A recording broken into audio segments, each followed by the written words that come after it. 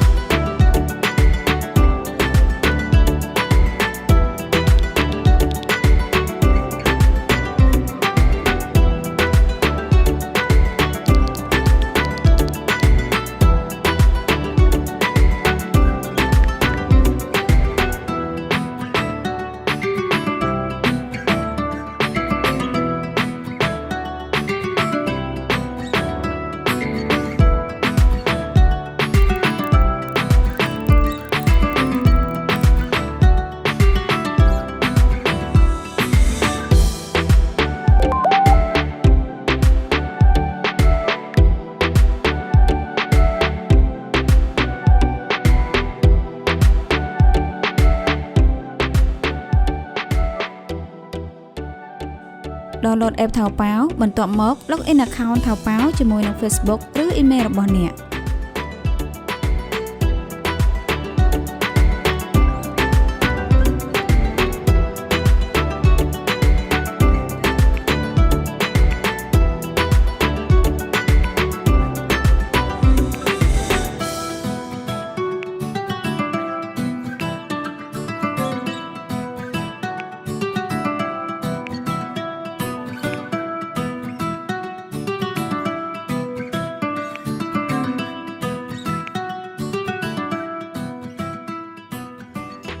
ដើម្បីទិញបានអ្នកទាំងអស់គ្នាត្រូវមានទីតាំងឃ្លាំងចិននិងវីសាកាត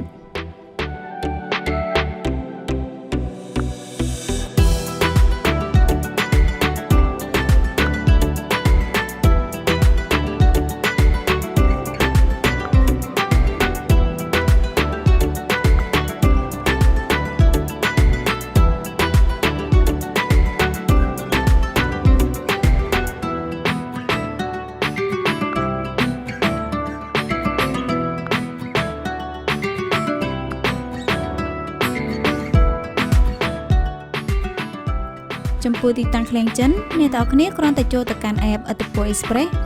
រួចចូលទៅកាន់ឃ្លាំងចិនបន្ទាប់មកធ្វើការ copy ចូលទៅក្នុង app ថៅប៉ាវ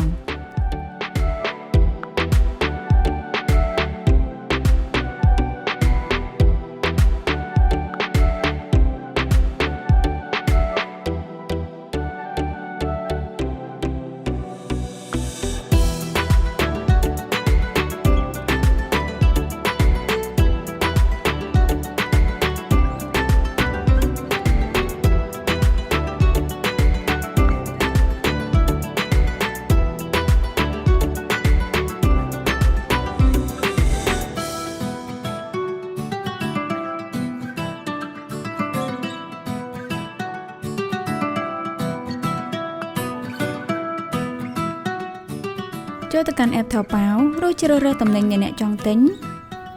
បន្ទាប់មកសូមចុច Add to Cart ដើម្បីជ្រើសរើសជម្រើសសូមចូលទៅកាន់កន្ត្រករួច select ទៅលើអីវ៉ាន់ដែលអ្នកចង់កម្មង់ចុច Check out ចានៅត្រង់នេះយើងត្រូវការបំពេញវីសាកាតដើម្បីធ្វើការទូទាត់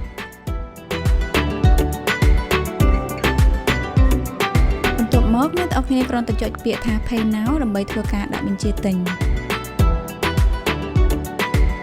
Payment Success មានន័យថាការកម្មង់របស់លោកអ្នកទទួលបានជោគជ័យ